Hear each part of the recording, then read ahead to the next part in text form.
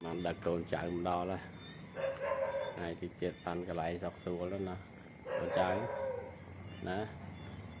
cái lại dọc xuống thì tiệt lại nó thực lực bạ về tình này ơi thôi bạ sân là nhà mưa nhiều rồi xa là lo xuống sân nhầm tại bình tiện nữa à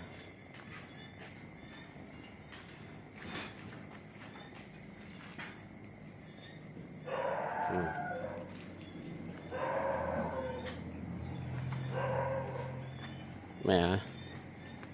và khôi này thì chết chui đánh cái đào lưới lấy vừa khôi